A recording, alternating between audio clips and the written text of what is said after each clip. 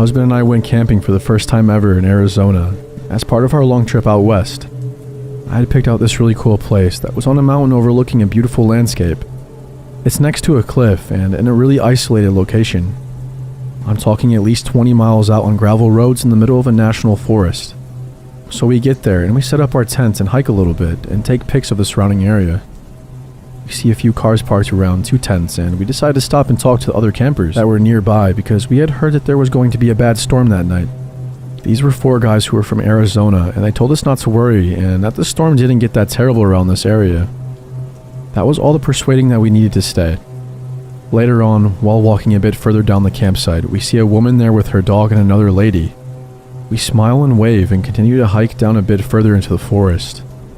Let me elaborate that, because of the storm, we are one among a total of 7 campers that decided to stay and withstand the night. We watch the sunset when we get back to our site and make sure our car was only a few yards away, and we go into our tent when it gets too dark to see. There are no stars tonight due to the storm clouds and it hasn't begun to rain yet, so we decide to try to sleep right away so that we could possibly sleep through the storm when it does hit. It was an insanely windy night though, so it's hard to sleep. But eventually, we get a bit of shut-eye. I wake up at 10:30 p.m. to the sound of some crazy thunder rolling through the mountains and rain hitting down on our tent. I'm a little freaked out because they get a lot of flash floods out here and I didn't want to fall off the side of the cliff. But I tell myself to try to sleep and eventually I doze off again. It's now around 12 a.m. and I'm awake again, this time because I hear something heavy hitting the side of our tent. Like full on sounded like someone could have been punching our tent and sliding something down the side of it. I opened my eyes and I couldn't see anything. It was completely dark. The sound continues every couple of minutes and at this point I'm shitting bricks. Suddenly I hear footsteps right next to the side of my tent. They are slow but steady. I feel my entire body freeze up. I seriously start thinking about how this is probably it and that I'm going to die. My heart was beating so fast that I am certain whatever is out there can hear it. Then, whatever it is, lets out a deep sigh right on the opposite side of the tent. I'm thinking it's a bear and realizing that I might actually have to face this thing. So in a desperate call for my husband's mind-reading powers, I squeeze his hand really hard repeatedly and he wakes up. But instead of reading my mind, he blurts out, "What's wrong? Why are you squeezing my hand?" Right as he says this, the footsteps stop. So after a while, I break out of my frozen state and I tell him what I heard. We decide that it may have been an animal passing by. But whatever is hitting our tent continues every so often. I'm starting to go a little bit insane, wondering what's going on.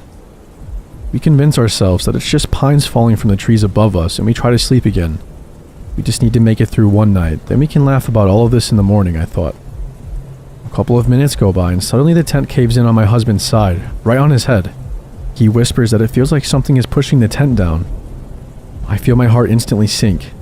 I'm freaking out, thinking it's a bear that just sat on his head.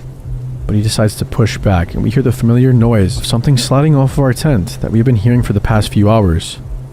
We then realize that it's been snowing outside and that the noise we heard hitting our tent was heavy ice falling from the trees onto our tent. Our tent is covered in thick ice and my husband pushes the tent from the inside until all of the ice slides off. Still determined to make it through the night and a little relieved that it was just ice and not a bear, we try to sleep and make it to sunrise. We keep on a small light that my husband had luckily brought with him just to calm us down a little bit. Things are starting to seem normal again. We both close our eyes. It's 3 a.m. at this point. Not even 30 minutes after we are settling down, my literal worst nightmare happens. Out of the pitch black night, we hear a woman screaming. We distinctly hear her say, "What the hell? Oh my god, what the hell?" Followed by some other non-tangible words that sounded something like help. The way that she screamed doesn't sound like anger. It sounds like pure terror and a sense of panic. My husband and I are both frozen looking at each other. I quickly shut off our light and I start panicking and asking what we should do. Because how the hell is this really happening right now?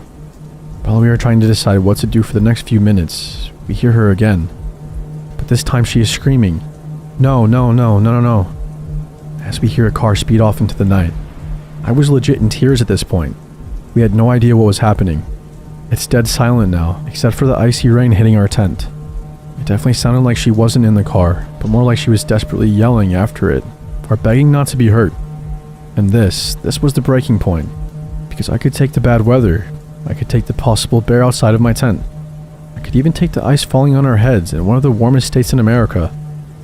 But one thing I cannot and will not ever be able to handle is a screaming person in the middle of the pitch black woods at 3 a.m. We decide to book it out of there, and we contemplate leaving our tent and just going straight to our car. But instead, we try to stay level-headed and grab our valuables and put them in the car first. We frantically gather our things and stay close as we shuffle to the car. I close the door and keep the lights off for a while, scared to attract any unwelcome visitors. And while my husband goes back to grab the tent, I start the car and I call 911. I tell them what I heard and where we are, and they say that they're sending someone to the campsite to make sure everything is okay. Only thing is, we are literally in the middle of nowhere and it will definitely take them more than an hour to arrive. Not to mention, the storm left those gravel roads in some pretty terrible conditions. So my husband and I decide to start driving, and it's like 3:30 now. As we drive out the campsite, my husband notices one last eerie detail that stuck with me. The 4 guys that we had talked to earlier had left. All 3 of their cars were gone, while their tents remained. Whatever scared them off, they sure left in a hurry.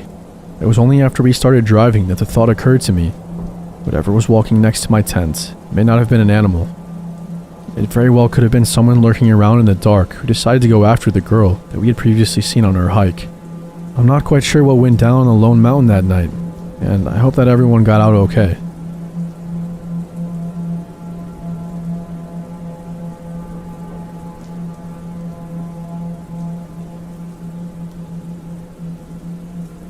To understand my story, you sort of have to know a tiny bit about trespassing laws in our country, meaning that we don't really have any, so long as you're respectful and non-destructive. You can walk over any hills you like, and in my case, camp on any beach of your choosing, so long as once you leave the area is how you found it. I used to love camping when I was little.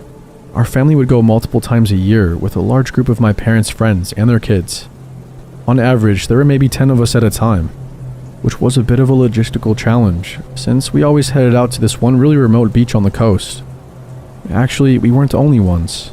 There were always yachts bobbing just off the shore with people in them and other campers lining up and down the beach. Most of them also had children or teenagers, so it wasn't really a wild party scene. It was very much an informal family holiday spot. There was even a small building with toilets and showers installed nearby, even though this was the middle of nowhere. I guess the local council must have figured it out and got sick of people peeing behind bushes. We took a trip up in spring 2011. I'm really bad with time, but I know this because I got my dog in winter of 2010. After picking her out that November from the shelter as a birthday gift from me to me, as I paid for her adoption fee. Let me tell you a little bit about her. Parmesan came to me as a 6-month-old puppy who had been rescued from a dogfighting situation. We are not entirely sure what breed she is, but my best guess is a Lurcher Staffy mix. She is a wonderfully well-tempered dog with people and most dogs, but you absolutely do not threaten her, she'll have you. So by the time of this camping trip, I'd had Parmesan for a few months. She'd never come camping with us before, but as far as my family are concerned, dogs go on camping trips. So when we all piled into the car, she came too. Unusually though, none of the family friends could make it, so it was only me, my sister, my dad, and my mom. But I didn't mind. I wasn't that attached to the other kids. I'd rather play with my dog, and I'd still have my sister. The drive took the best part of 6 hours, and because we left a bit later, although I don't remember why we left later than normal, we arrived at sunset. Not a good time to be building a tent, but we'd expected to arrive to other campers already set up and the beach illuminated and campfires. But the beach was empty. In spite of this, my parents started taking stuff out and trying to build the tent. They asked us to fetch some of the lighter bags from the boot of the car. I rolled down the window of the car for Parmesan before getting out, because it was pretty hot for that time of year. As we were fumbling about in the dark on a beach, in the middle of nowhere, it's pretty spooky. The one road that led to this beach was circular and had a bridge over the water, meaning you could basically circle around the beach like a big oval shape if you really felt like it. After maybe 15 minutes of my dad trying to nail the tent into the sand, my mom's asking him, had he seen that car drive around? It's been a few times. My dad kind of shrugged her off. He's sort of like that. I don't know if he said anything back to her, but after a few more minutes, a car pulled up next to ours on the road, and someone got out. It was maybe 15 or 20 feet from the cars to where we were, and the light was pretty low, except for the torches. We weren't expecting to see anyone else out here at this point, and I think my mom said it must be security. I don't know why a random beach would have security. I think what she meant was the Wildlife Trust or something, as they do occasionally come down to do their checks. The guy was walking pretty unevenly though. He must have been drunk or high because he had that stagger to him. There was absolutely no way this guy was sober. Cool, a junkie. Not an unusual find, but it's rare to see them in the wild. As he walked into flashlight range, we realized he was carrying a large knife, at least 15 inches. Although I was small at the time, so maybe my sense of scale was off. I don't like my dad much, but credit to him, once he saw this, he got up immediately, holding onto the camping mallet, and put us all behind him. The man began to shout wildly at us that we can't camp here, and he was just letting us know. My dad tried to initially be a bit low-key with the guy, and told him that was fine, that we'd leave, but this didn't work. He kept coming closer to us, so my dad started shouting, and the man kept shouting back. My sister and I were crying. I remember shaking. I was utterly terrified, as I'm sure anyone would be in that situation. It really did seem like this guy and my dad were going to fight, and I'm going to be honest, I didn't fancy my dad's chances. While it's grim to consider, I'm absolutely convinced that he would have killed my dad and possibly us as well, once he was done, as I don't think my mother had the most common sense to run with us. I love her, but she's always put dad in a relationship with him above us. This isn't how it went down. Almost like a wolf, Parmesan was the apex predator. She got him good by the arm and clamped down hard, ripping his jacket and shredding the skin underneath. He dropped the knife, as it had been in the arm that she had got him by. He kicked her, he punched her, and eventually got her off. He grabbed the knife from the sand and ran back to his car and drove off, and Parmesan didn't follow him. Quickly as we could, we gathered our things and all got back in the car, all pretty shook up by the incident. I looked Parmy over. She was okay, but the car's window was much more open than I'd left it. We think what happened was when the shouting started, she must have put her paws up on the gap I'd left for her, as it was an old car and had the rolly down windows and not an electric button. We think she must have been able to hit it with her paws to force it down enough to squeeze out. But this is not the end of the story. We were all pretty scared, and since we had the dog with us, we couldn't book a hotel for the night. My parents decided to just drive home so we could all feel safe, but first had to drive into the nearest town for gas as we were kind of low. I spent the time trying to clean Parmesan up a little bit. I'd always loved dogs, but what she'd just done for me blew my mind. As we drove into town, we came across a gas station, but it looked closed. My dad drove up closer to get a better look and stuck his head out of the window to get a better look at the sign. My mom asked him what on earth he was doing, and he told her he was trying to see when it opens. My heart sank. Parked in the corner behind a van, so we hadn't seen him at first, was the man with a knife. He was sitting on his car, using some tissue paper to clean up his arm. It looked really bad. Without stopping to refuel or look anywhere else in town, my dad drove right out of there. He decided to go to the next town over, but this situation soon changed. The next town was 60 miles away, and we didn't have enough gas for that. We realized as we began driving, we were going to break down. "That's fine," Dad said. We had AAA cover. They'd come tow us, or at least somewhere acceptable for the night. Better than staying in the last town. After driving for maybe 5 minutes, lights flashed up from behind. Another car. It was the same car that the man had been driving, and he was following us. He must have realized that we were low on gas. The next half hour was one of the worst half hours of my life. I had a complete and utter breakdown, as did everyone really. I could tell my parents were trying to keep it under wraps so it wouldn't upset us, but we weren't really little kids.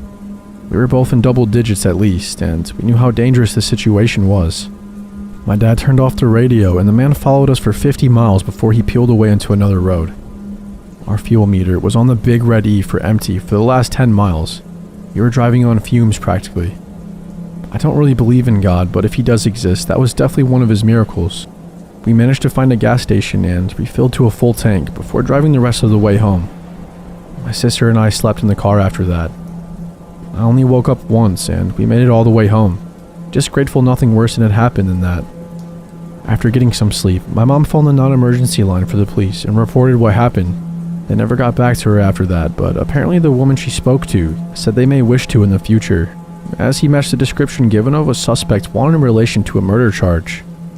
No idea if he was actually that guy or just a random psycho. As I said, they never got back to her. So what's the takeaway then? For me, it's that I love my dog. She's still with us now. I don't know why she did what she did that day. I couldn't tell you what her thought process was.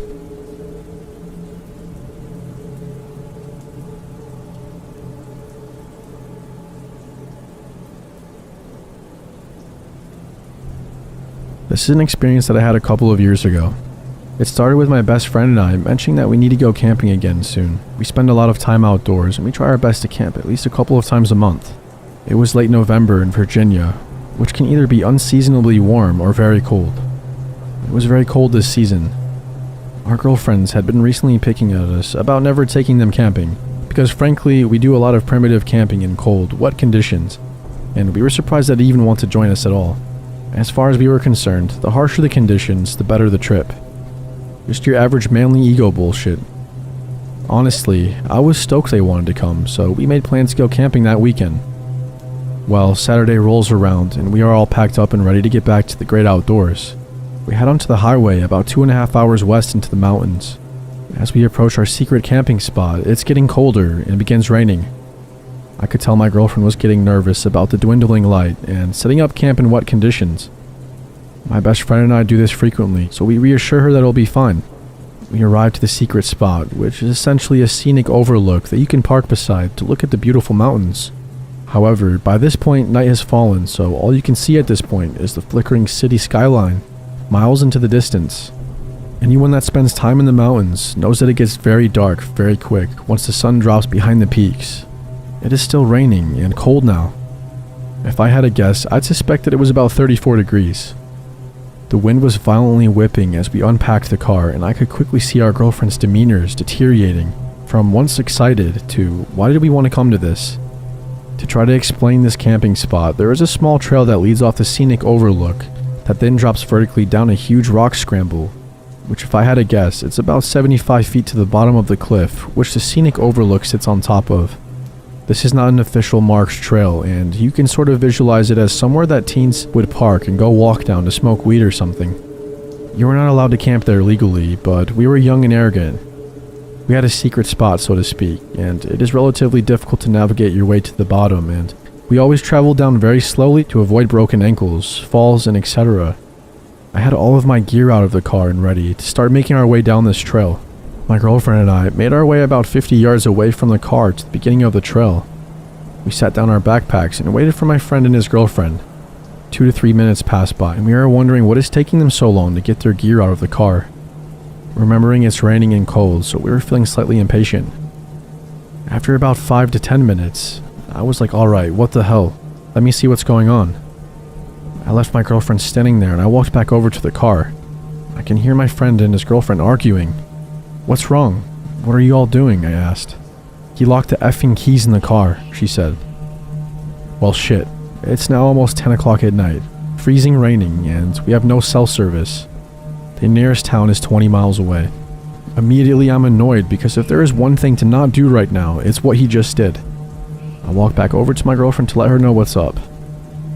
She unfortunately suffers from a joint disorder, which makes her very sore when it's cold or humid, and I can tell she's starting to wince in pain.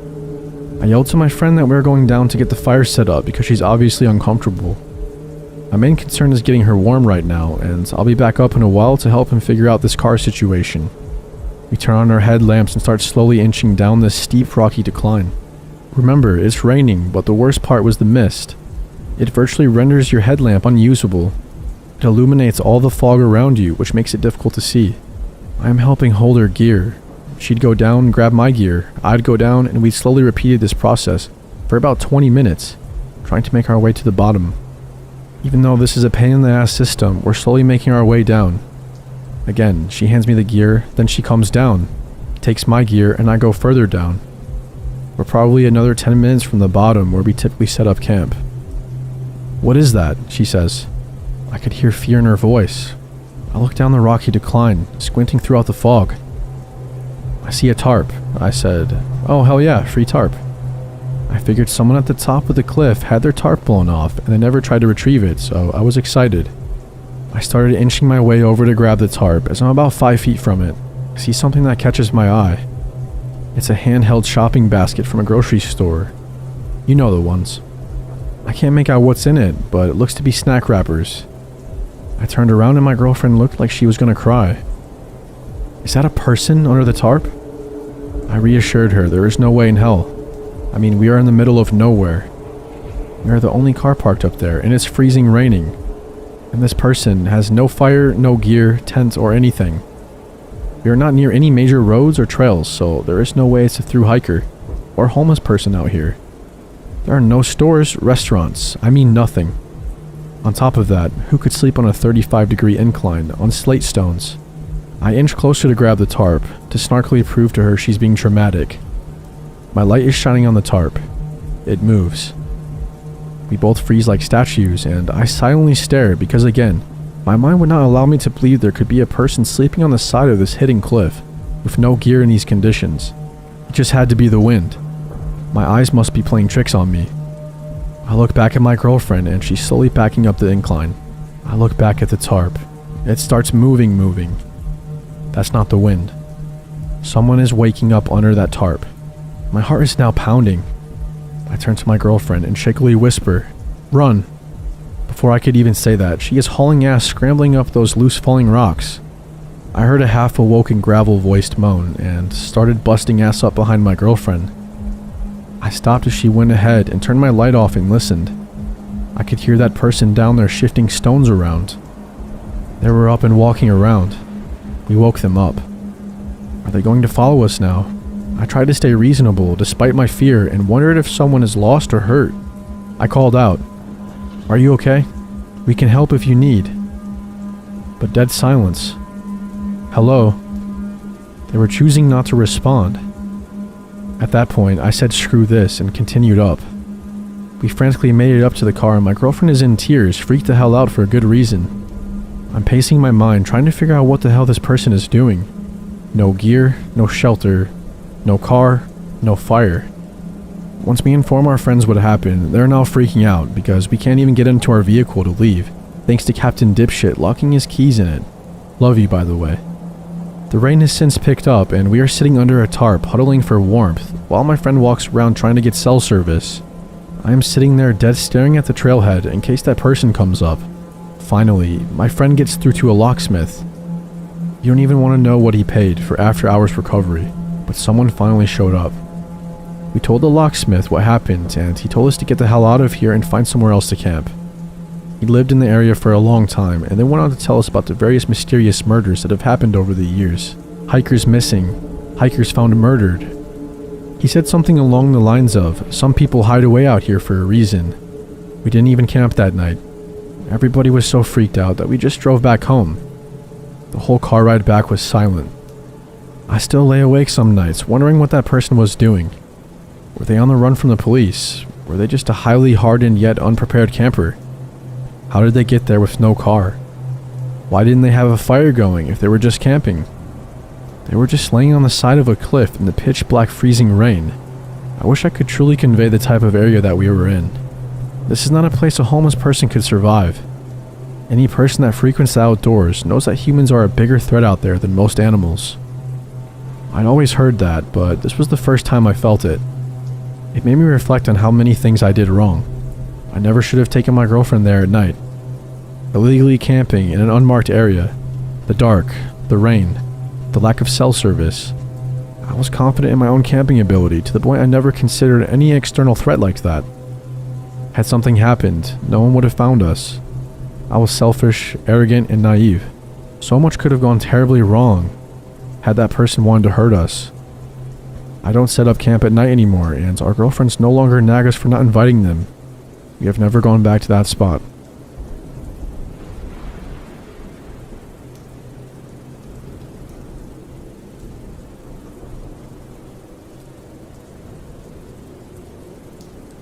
In May 2009, I had just broken up with my girlfriend of almost 3 years. We had moved from Calgary to Toronto, and we were still stuck living together after the breakup as we didn't know many people in the city yet. Needless to say, the situation was pretty stressful and upsetting. So when a buddy I was going to school with at the time suggested a weekend camping fishing trip, I jumped to the chance. He grew up in an area about an hour outside of Toronto called Flamborough. It's really beautiful. Loads of lush forest, farmers' fields, and small rivers and creeks. We decided to camp and fish along a creek called Grindstone Creek. It's close to some wetlands and the fishing is supposed to be great. We ended up setting up our camp in what was probably a farmer's field. I'm guessing it was trespassing on our part, bordered by a gorgeous forest. We spent the evening fishing and shooting the shit, and even drinking some quality craft beers, As it got darker, we made a little fire and roasted potatoes and hot dogs. All in all, it was a really good night. We turned in just after midnight. We shared a tent. My buddy fell asleep before me, and I stayed up playing on my phone until probably about 1:30. I must have drifted off because the next thing I remember was being woken up by a high-pitched yipping type noise. I was kind of groggy and it took me a moment to fully wake up. The yipping was incessant and it sounded like a weird coyote. I laid there for a minute, listening, and then started playing on my phone again. The noise was annoying as hell. I tried ignoring it, but it sounded like it was getting closer. Finally, it sounded like it had to be no more than 10 feet from the tent. At this point, I was getting a little unsettled.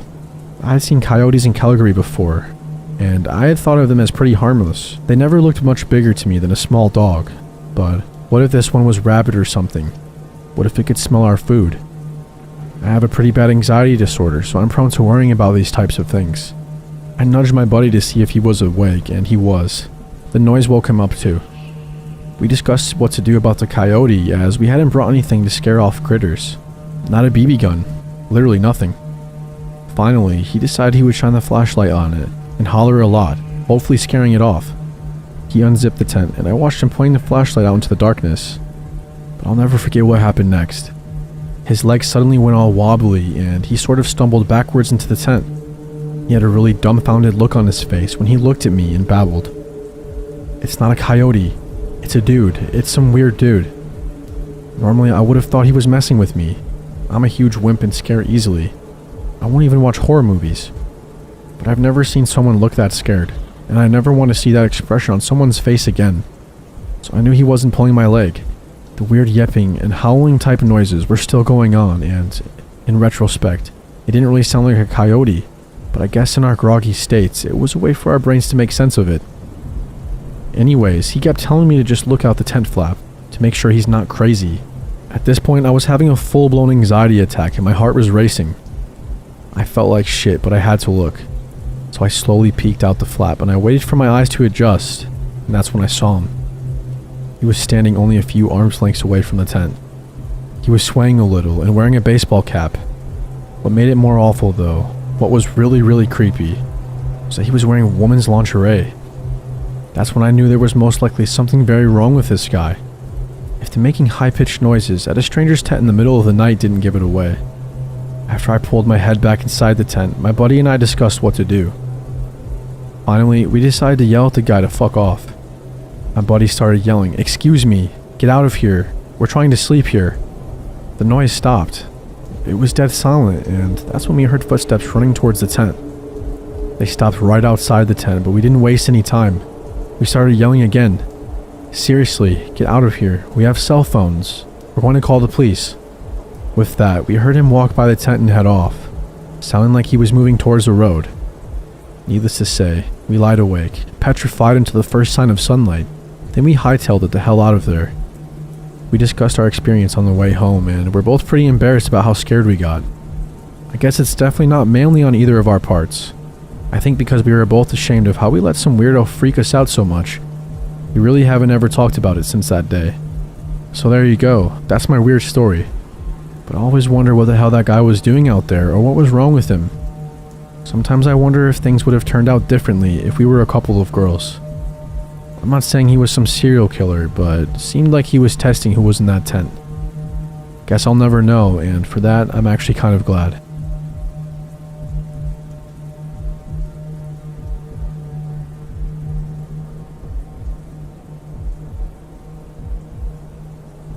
I was somewhat popular in school at the time, but I had around 4 very close friends. Rose, Lynn, Noah, and Zach were the main ones. We went on many adventures around that time. Camping, road trips, the beach, the whole thing. Noah's family was pretty wealthy, and all of our families were pretty lenient with rules. One day, the summer before 8th grade, we went on a camping trip with Lynn's older sister, Margot, and Zach's older brother, Todd. So there were 7 of us. Lynn, Zach, and I were 13. Noah and Rose were 14, and Margot and Todd were both 17. We decided to go camping in a nearby forest, around 20 miles from Noah's house. It was pretty much in the middle of nowhere. Noah's house and his neighborhood were the closest homes, and there were no signals for phones or any electronics at all. We get to the spot easily and without problems, and we make camp. The girls in one tent, the boys in the other. Maybe it was a bad idea to have several teens, ages 13 to 17, with no phone in the woods, but our parents were lenient, like I said, and confident that we would be fine, since the woods were not known for anything bad or dangerous. So we set up the tents, go swimming in a nearby lake, and come back and make dinner over a fire, which was about 20 feet away from the tents, which were 4 feet away from each other, by the way. We have s'mores and do all those stupid camping things before Lynn and Margot announced that they were going to sleep. That left Todd, Rose, Zach, and Noah and I, as we joked around, told scary stories, and just overall had a good time. Then Margot walks up annoyed and tells us that whoever is messing with the side of the tent to stop. Keep in mind, no one left the group and tents were far enough away to not bother anyone in the tents. She explains that someone keeps on touching the side of it, running something on it, and we dismiss her. Todd states that it's probably just a tree branch, and Rose and I decide to go sleep as well. So we head back to our tent, and Lynn is sleeping, and we settle in. Me closest to the opening, Margot next to Lynn, who is at the opposite side of the tent, and Rose in between Margot and I. I managed to fall asleep easily within 5 minutes, until I woke up suddenly for what seemed like no reason. I checked my phone. I still brought it, and a portable charger just to take pictures. And it was literally the middle of the night, like 2:15. I looked around, my eyes getting used to the darkness, trying to figure out why I woke up. A tapping sound in the tent was what I first noticed, and a soft giggling. It sounded somewhat deep, like a male voice, but I couldn't be sure. After what felt like an hour, but was probably a minute or two, the tapping and giggling stopped. I was convinced that it was my imagination, or maybe one of the boys trying to prank us, or even a tree branch, like Todd suggested earlier. Telling myself it was a tree branch and lack of sleep, I fell back asleep until Rose woke me up around dawn. Everybody was awake and we decided to hike a little bit. We decided to go into 2 groups because we planned on spending the night again and we didn't want anyone messing with our stuff. Even though these woods weren't popular with camping, we didn't want to risk it. Margot, Lynn, Rose and I left to go hiking for a couple of hours while the boys opted to stay behind and fish or swim and cook food. About 2 hours later, we came back to the boys, not at the campsite. A little bit annoyed, Margot went down to the lake with Lynn to find them. Rose and I made our way back to the tents, and I'll be honest and say I screamed and almost wet my pants. The tents were slashed. I inspected it closer after regaining composure because I was usually the more collected one of the 2 of us. It seemed made with a small knife, as the cuts were small. Our tents were made of material that was pretty hard to cut into, and it seemed like the person had a pocket knife, I guessed.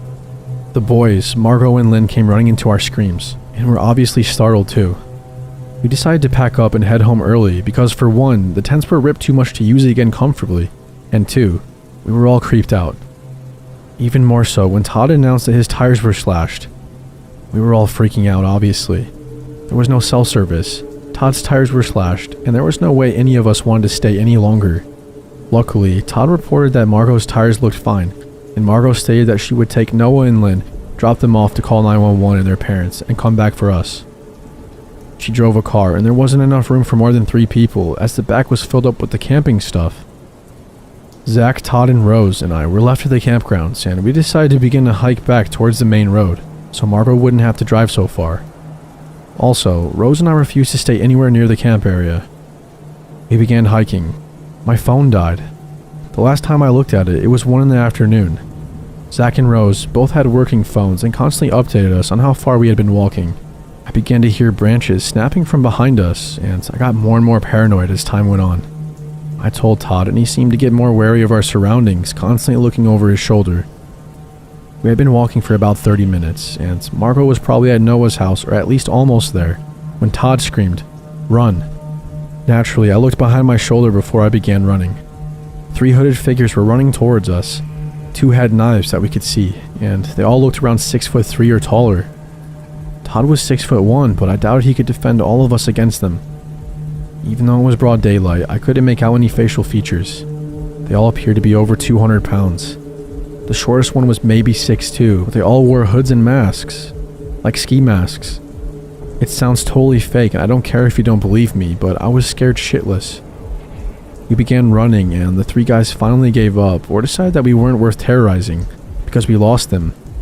We made it to the main road where we waited, walking quickly, constantly looking over our shoulders in fear until Margot arrived.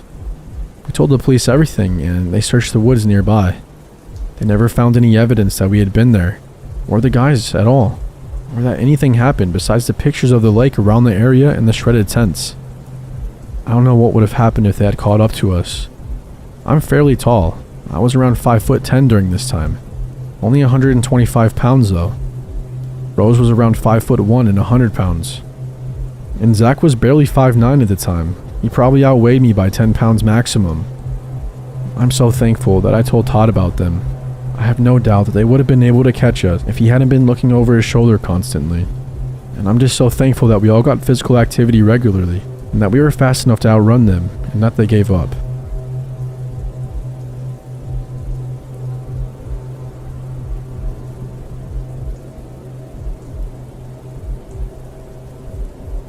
I live in the foothills of the Appalachian Mountains in northeast Georgia.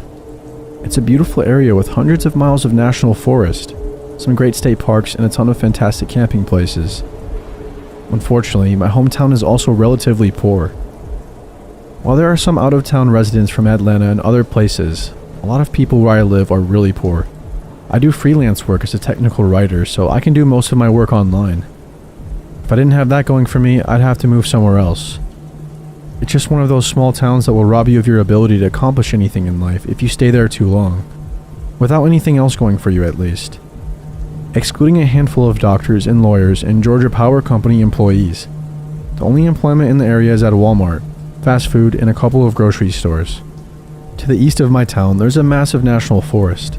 It's loaded with great camping sites and lots of relatively unused hiking trails. I really enjoy hiking on them with my dog, but it can be a bit of an unnerving experience sometimes. It's about a 10-mile drive from town, and there's no cell phone service or homes for miles. In the past, there have been a lot of vehicle break-ins at the trailheads. The gravel parking lots at some of them glitter with bits of broken glass from what I'm guessing were car windows. Sometimes there are really shifty people hanging around these trailheads or just driving around on the Forest Service roads. These are really rough roads, and you'll see these beat-up $500 cars just barreling along roads meant for a 4x4. Some of the people you see in the cars look like the guy that crushed by an ATM in Breaking Bad. All that being said, it's still a great place to camp. However, you just have to be careful. A few years ago, 2 of my friends and I decided to go play paintball in the National Forest. Probably not legal, I know. We decided to turn the paintball expedition into a camping trip so we could play the next morning too. After a pretty uneventful day of shooting paintballs at each other, we drive a couple of miles to one of the more popular camping spots. Unfortunately, a church group or something had taken up all the spots in the area. This was really the only camping spot that we were familiar with, and it was getting pretty late.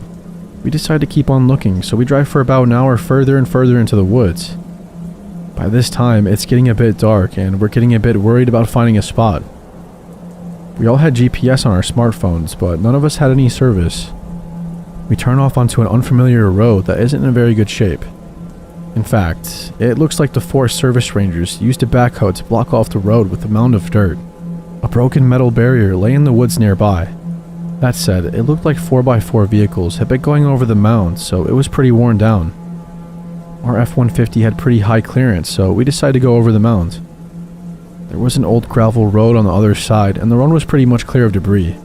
We drove a few miles down this road and came across an opening next to a small creek. There were some blue tarps hanging over a plywood table nailed to a tree, which kind of seemed odd. That said, it was pretty much dark at this point, and we didn't want to keep driving around all night looking for a camping spot. We left the truck light running, and we set up the tent.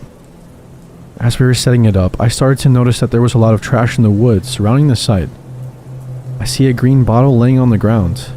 I take a look at the label and see that it's a bottle of home and garden insecticide. I was really tired at the time, and I just thought that someone had been dumping their home garbage out here. None of us thought it was weird that someone would be dumping garbage in an area that is far more than an hour from the nearest home. We set up camp, had some beers, and made chili from scratch. By this time, it was probably around 11 p.m. As we are eating, we notice a faint glow from the other side of a nearby hill. At first, we thought it was moonlight filtering its way through the trees. However, the angles didn't make sense. It didn't seem to be a bright light, and it wasn't moving. It was kind of like that glow you see over a bright city. We couldn't see the light source itself, though. Since there were no other access roads in the area, we decided it wasn't other campers. The hill was about a quarter-mile from our campsite, so we decided to go investigate. Under normal circumstances, I know I wouldn't have done so. However, we all had a few rum and cokes in our stomachs, and two of us, Jacob and I, decided to take a look. My other friend, Isaac, decides to stay behind to pop some popcorn over the fire. We start walking towards the light source, and the situation gets even stranger. All the trees in the area have their bark knocked off in a circle around their trunks. We thought it could have been the work of a beaver that lived in the creek, but it seems strange that a beaver would go around all these trees and just knock the bark off in a circle. Jacob and I start talking about the ghost beaver in pretty loud voices, probably due to our drunkenness. As we were almost to the top of the hill, Jacob tripped and yelled, "Oh shit!" A few seconds after he yelled, the light, whatever it was, went out. We looked at each other and decided that maybe we don't need to see what that light was after all. We walk back in silence and keep looking back every few seconds. We decide to turn off our flashlight and just use the moonlight to get back to the campsite. When we get a couple of 100 feet from the campsite, I can see my other friend Isaac walking around the camp. He was wearing a hooded coat that I hadn't seen him wearing before. For some reason, he's carrying his paintball gun around in his hand. That seemed a little odd to me. The fire had started to die down, so we couldn't see our campsite very well. At this point, we'd probably been gone for almost an hour. From the distance, it looked like Isaac was looking for something. He kept walking around the site and was peering into the tent. When we were almost back to the campsite, we saw Isaac walk up the road we came in on. We figured that he was going to use the bathroom and didn't want to wander through the woods like us. When we got back, we sat next to the fire and waited for him to come. All of a sudden, we see him lurch out of the tent. He stumbles a few feet and vomits. After we left, he had a few more rum and cokes, he mumbles. Then we asked him why he kept wandering around the campsite with a paintball gun, and he gets a strange look on his face. They are locked up in the cab of the truck. Did you unlock it? We go and check the truck, enter the door code, and see all of our paintball equipment just as we left it before. The keys to the truck were still hidden in a magnetic fob underneath. I get a sinking feeling in the pit of my stomach. Isaac, what were you doing after we left? I ask. I was watching a movie on my phone, then I fell asleep, I guess. But you were walking around with your paintball gun, right? Did you just change jackets? Isaac said he had been in the tent since we left, and that he had been wearing the same unhooded fleece all night. Someone had been walking around our campsite, and it wasn't Isaac. At this point, all of us are way too drunk to drive, but we decided to go ahead and pack up and go back to my house for the night. We didn't bother packing up the tent. We just folded it down with the sleeping bags and everything in it. We jump in the Ford and I start to drive out. When we get to the dirt hump, we see something gray blocking our path. The metal barrier that had been lying in the woods earlier is now back on its stand, right on top of the hump earlier. By this point, all of us has sobered up to the situation. No one wants to get out of the truck to try to move the barrier. I had a metal guard in the front of the F-150, so I drive forward slowly, tapping the metal barrier with the front of my truck. It falls right off. It must have just been balanced on top, and we drive over it slowly. We were terrified that it would pop one of the truck's tires as we drove over it, but thankfully it didn't. As we drove down the road, we see a vehicle following us with its lights off. It's probably 1,000 feet behind us, so we kept catching glimpses of it as the moon reflects light off of it. I start to drive as fast as I can on the Forest Service road, and the other vehicle keeps pace. It doesn't get any closer though. It just stays 1 or 2 turns behind us. We can only see it when the road straightens out. After about 45 minutes of speeding along gravel roads, we make it back to the main paved road. I start to drive everyone back to my house, but I decide to go a different way just to be safe. I didn't get pulled over for a DUI, luckily. Camping can be fun, but very rural camping can be dangerous. I've driven past that metal barrier since that time, but it's always been in place. I would never go down that road again though.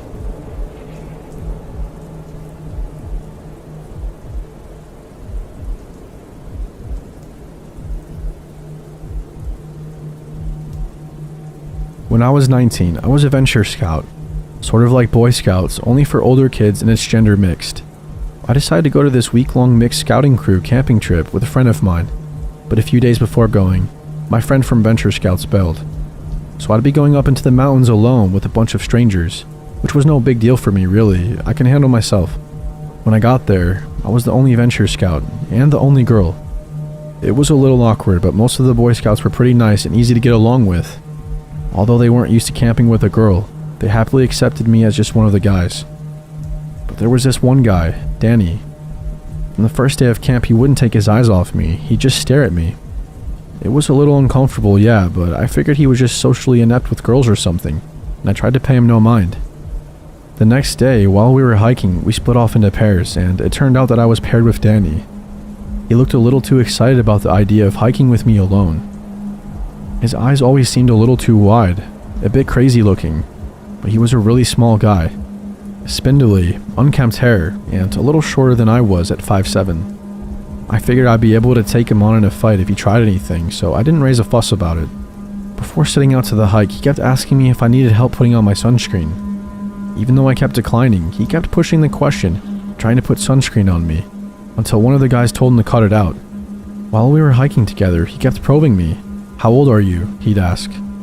19, almost 20, I reply. "Oh, don't lie. You must be 14 or something. You're so innocent." He kept asking innocent enough questions like where I lived, if I had siblings, and what my favorite color was. But then he started asking me if I've ever heard of BDSM. I was taken aback by this, and I was more than a little uncomfortable, so I pretended to not know what he was talking about, all while trying to give as many cues as possible for him to drop the subject. But then he started going on about what BDSM was. At this point, I was kind of freaking out a little bit, but keeping my cool. I didn't want to show him my distress, any chinks in my armor, as I knew he'd probably get off on making me squirm. The only thought I could think of was, what the hell is wrong with this guy, as I kept my eyes fixed to the path ahead of me. Then he started complimenting my skin. "You don't see a lot of girls with pale skin. Do you use moisturizer?" he'd ask, attempting to touch my hand. But I kept my arms close to me, held fast to my backpack. I was incredibly tense, and every muscle in my body was screaming. I sorely regretted wearing a tank top, as I could feel his eyes on me at all times. He started telling me how beautiful my pale skin is, since you can see the rope burns and the bruises better. The way he said it sent chills down my spine, and the anxious knots forming in my stomach grew tighter. He asked me if I was a virgin. Then he asked me if I fantasized about things I'd rather not go into detail about. Wide-eyed in disbelief, I turned my gaze away from the dirt path and looked at him. He was smiling. A creepy, childish sort of smile that was just chilling. I kept silent and quickened my pace. He felt too close, far too close, but I wanted to run. He could probably see the fear in me at this point, and there was no hiding it. But then, I saw that another pair of scouts were ahead of us. I ran to them, telling them that the four of us should group up and go together. At first they declined, saying that we're supposed to be going in groups of 2, but upon seeing how panicked and distressed I was, 2 guys changed their mind, looking confusedly at Danny, who was silently glaring at them. I was just glad someone else other than Danny was there. The 4 of us went up to the mountain, and I tried to keep close to the other 2 boys and as far from Danny as possible. Upon reaching the end of the trail and regrouping with the others, the 2 Boy Scouts offered to switch partners to descend the mountain path. Danny looked downright upset, angry even. He was looking at me as if he were betrayed, but I didn't care if it pissed him off. I accepted the offer of switching partners and was able to get back to camp in relative peace. On the way down, the Boy Scout I was with asked me if Danny was bothering me or something, but I lied and said he wasn't bothering me too much. After all, I was 19. I thought it would be pathetic to get so distressed about some weird 15-year-old kid. I figured that, so long as I got stuck with the other guys, I'd be fine. But then, that night, I was alone in my tent. Everyone else got to sleep in pairs of 2 or 3, but since I was the only girl, I had to be alone in my tent. It was always a little creepy, being alone and isolated in the forest, away from everyone else. The scoutmasters insisted my tent be far away from the boys' tents, so that they wouldn't bother me. But it only put me in a more vulnerable, isolated position. I sorely wish I'd been closer to the protection of the rest of the group. But late at night, I heard rustling outside. I figured it was just a deer or elk or something, as it usually was, and went back to sleep. But then I heard my tent opening. Opening my eyes, I peeked through the crack in my sleeping bag to see what it was. And there, I saw the white of an eye looking back at me, looking through the opening of my small tent. It was Danny, just staring at me. I froze, holding my breath. I held my dad's hunting knife close to me, hiding in my sleeping bag, not moving a muscle, staring Danny down, pretending to be asleep, ready to fight at any moment should he take one step into my tent. But he actually didn't do anything. He just stared, watching me, breathing heavily and muttering incoherently to himself. "Are you there?" I thought I could hear him say it. Eventually, after what felt like an hour, he left. The next morning, exhausted, I caught naps when and if I could, and kept close to the other scouts in my group. It was difficult to maintain my calm and cool composure. The scout leaders were a little frustrated with me since it seemed like I wasn't paying much attention to their instructions, but at this point, I didn't much care for it. I was always on some level of alert, as Danny would sometimes creep up behind me and caress my neck, or play with and try to smell my hair. And every night, Danny was there, watching. One night, he went digging through my backpack looking for something, but unfortunately for him, I kept all my clothes and personals tucked away with me in my sleeping bag. He left with nothing. I grew up in rough situations and circumstances, so I always felt I can only really rely on myself. Asking for help was never an option as a kid for me. Asking for help meant you were weak, so it hardly even occurred to me. I was prepared to tough out the rest of the week, but a little over halfway through the week, Danny was called away by the scoutmasters and sent home.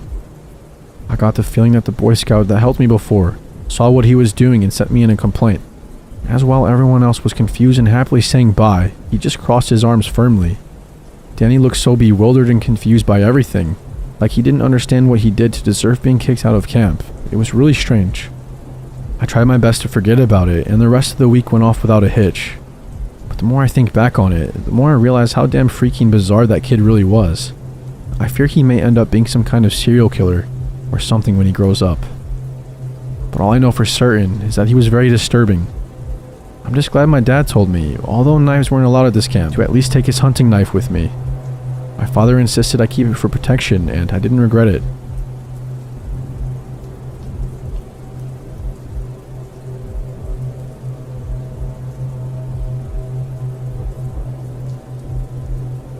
This event happened to me last summer. It was probably the scariest story of my life, and I wanted to share it so hopefully someone learns from it.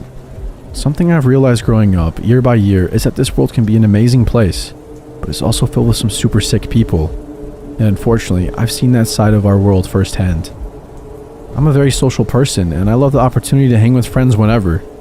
I'm also the type of person who's always looking for the next big thing. I guess I should tell you, I was a 17-year-old male at the time of this story and have a decent-sized friend group of both boys and girls. Throughout high school, we had done a lot of crazy shit together.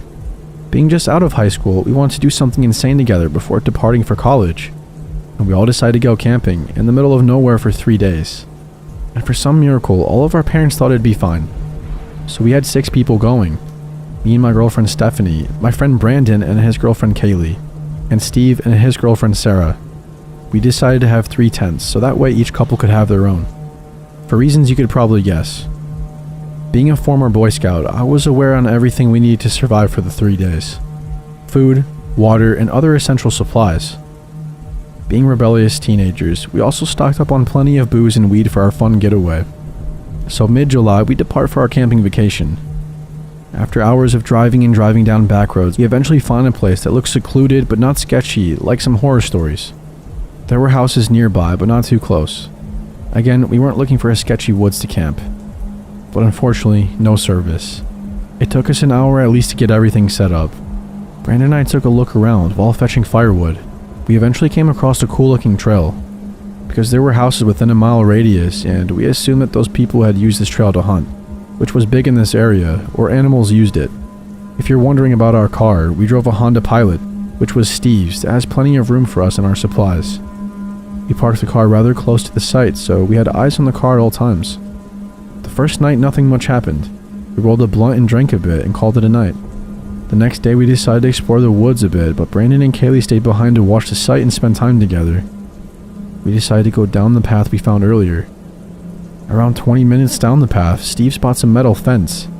We approached it to find a cemetery. The cemetery looked old, but there were signs of activity there. And no, not some voodoo shit or cult, like flowers and notes were left. And beyond the cemetery, we saw a bigger trail that had tire tracks and a half-assed parking lot for the cemetery. We ventured down the path a bit more to spot some deer, then we head back because it was getting late. That night, we really partied hard because we were to leave the next day and didn't want to return with extra beer or weed. Now this night was the polar opposite of the other night. The other night was peaceful, and we assumed the same about this night as we began to turn in. But boy, we were wrong. Now, you would assume there would have been warning signs earlier in our trip, like a rusty knife on the path or foot tracks around our site. But nothing. All of us woke to a blood-curdling scream coming from Steve and Sarah's tent, as we hear the fabric being ripped by what we assumed to be something sharp. I guess Steve hit the guy really hard with his flashlight and was able to get both himself and Sarah into his car. Now here's the issue. Steve's tent is closest to the car, while the other two tents are closer to the trail. So to get to Steve's car, we had to get past whatever attacked Steve and Sarah. Luckily, all of our drunken selves were gone, because before getting into his car, he yelled cemetery, and it clicked into my head. The trail on the other side of a cemetery. So I quickly grabbed Brandon, Kaylee, and Stephanie and start running toward the trail. I use my phone flashlight to help see. You might think, why would you turn your flashlight on? Well, last thing I wanted to do was miss the cemetery and be lost in the woods with the guy who attacked us. By the time we get to the trail, Steve and Sarah had gotten the hell out from the site and we could hear the guy chasing us, but from several yards behind. We were able to find the cemetery rather easily and I hop over the fence first. When we all get over the fence, we notice Steve had not arrived yet, so we all head in the cemetery. Luckily to our advantage, it was pitch black by the time I turned my flashlight off, and we all hid in complete silence. My heart dropped when I heard the metallic shaking as if someone was climbing over the fence. The guy had tracked us down, probably due to the fact that Steve yelled cemetery. We all stayed still as we heard the ground crunch as the guy took slow steps. When in fight or flight moments, you are capable of a lot more than you would think, and your brain is put on some super high alert mode or some shit.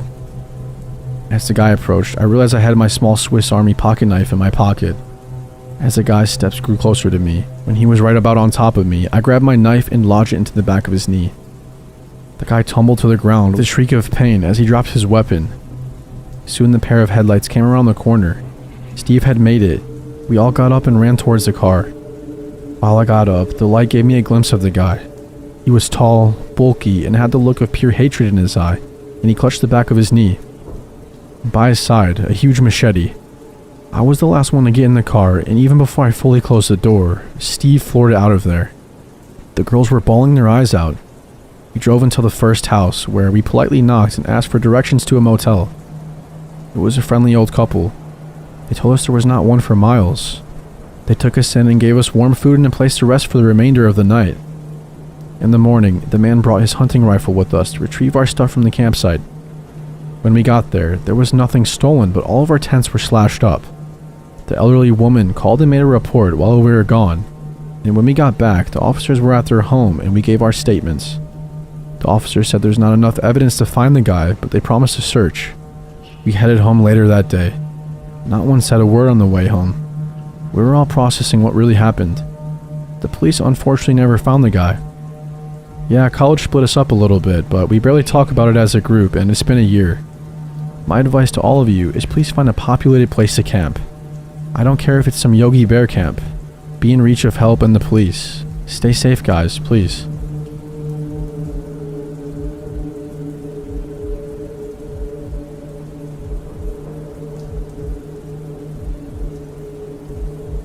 Back in 2011, I was within a circle of friends that made it a tradition to go camping at a certain spot for a long weekend. The spot we chose was in a beautiful area right on the edge of a large lake and was located on government land. The lake itself had a dam on it, so during May, the water levels were always low, if not completely empty, making it possible to walk across it. People were allowed to camp there as long as they weren't outside causing trouble and making a mess, and it was generally a good time for everyone. The spots themselves were spaced far enough apart that you had your own privacy, but not far enough that you couldn't meet other people. In this particular year, our spot was in the middle of a small hill with one campsite below us and one above us. The first night of our trip happened without incident. During the second day, the people staying at the site below us had moved in. We didn't think much of it and continued drinking throughout the day and into the night. At about around midnight, the people at the campsite below us were really out of control. They were yelling and screaming and their music had gotten even louder, so our friend Ben went down to ask them to turn it down. He was promptly punched in the face and he came back to inform us that he was 90% sure that they were on drugs. After that, the vibe wasn't as relaxed and we were all somewhat on edge. I was feeling very tired, so I just decided to go to bed. Some of my friends were still awake, including Ben and one couple, Lily and Derek, that were visiting another campsite we had made friends with that day. I could hear that the campsite below was still blasting their music and partying pretty hard, but I just tried to ignore it and go to sleep. I don't know what time it was when I jolted awake. Parts of this are somewhat of a blur. All I know is that I sat straight up as soon as I heard the screaming and yelling coming from outside my tent. I quickly ran outside to find our campsite in chaos. One of my friends was clutching their chest, and people were running around and screaming to call 911. I was quickly informed of what happened. Apparently, not long after I had gone to bed, the people camping at the site below us decided that they weren't finished talking to Ben, and on their way up, they had encountered Lily and Derek walking back. Now Derek and Ben are about the same height and have the same color hair, so they assumed that Derek was Ben, and they hit both him and Lily over the head with a glass bottle. I don't know if it was the same guys that showed up at our campsite, but I was told that everyone else was sitting around the fire when 2 or 3 huge guys appeared from the darkness and walked over to them. One had a knife and the other had a butcher's knife in their hands. Ben saw the knives and had gotten up to talk to them and had barely spoken a word when one of the guys stabbed him once in the chest. At the same time, some people from the campsite above had seen the guys coming and came down to help. One of the guys, Tim, was coming down the hill when the guy with the butcher's knife ran up to him and also stabbed him in the stomach. From there, sheer panic ensued. People called 911, but the ambulance was over a half an hour away. This is where I came out of the tent. Tim's wound was bleeding profusely, and he was losing blood way too quickly. His friends ended up putting him back of his car and speeding off to meet the ambulance halfway. Ben was also bleeding, but his wound wasn't as deep as Tim's, and we were able to keep him calm until an ambulance arrived. The guys with the knives ran off into the darkness back to their campsites and took off in their Land Rover. My boyfriend at the time and I had gotten to his car and drove to the entrance to try and flag down the policemen on their way to the scene. Once they arrived, we were informed to stay in the car, as they had released a K-9 search unit to hunt down the people who stabbed our friends. By the end of the night, they had arrested the men. They had tried to flee by driving their vehicle across the lake bed, where they got stuck in a muddy section of the lake. They were on a concoction of several drugs, as suspected. Luckily, both Tim and Ben survived, although Tim had lost a lot of blood and took a few weeks to recover from his wounds. Derek and Lily had huge goose eggs on their head, and possibly one person had a concussion, but I can't recall. It was definitely one of the scariest things I've ever experienced, and a few of us had to testify against them in court.